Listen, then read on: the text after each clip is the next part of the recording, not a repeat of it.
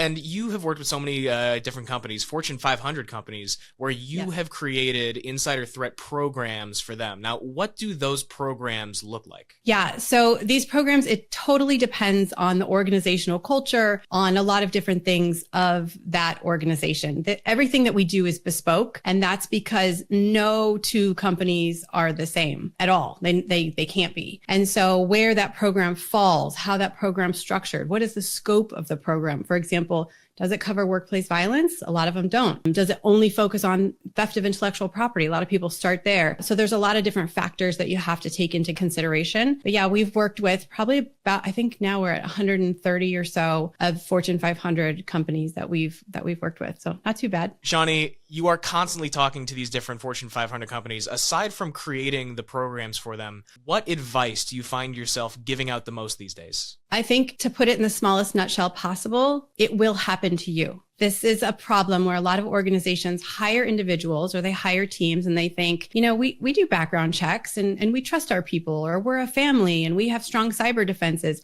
And that's peachy. I'm really happy for you, but you need to think again. This is basically the cost of underestimating insider threat. The bigger your company gets, the more hands touch sensitive data. And that's a whole nother topic. A lot of people, even a lot of organizations, don't recognize the vast amounts of sensitive data that they have that people touch on an everyday basis. So you have to consider, it's not just employees. This is third-party vendors. This is contractors. This is business partners. This is supply chain. All of this touches insider threat. And when you think about some of those partnerships or people with access, third-party contractors, for example, overseas vendors, you've got internal staff who are very low paid. They don't have a sense of loyalty to you. They're typically overworked. They don't have any sort of investment in your company. Like, they don't get stock options and stuff. And a lot of recent cases, we've seen that bribery is cheaper than hacking. So insider threat programs are not a nice to have. This is really business survival. Do you know who has access to your crown jewels? Do you know what your crown jewels are? Do you monitor for behavioral anomalies, not just technical ones? A lot of people think of these technical tools as the be all end all, but it's human behavior. It is the skin behind the keyboard,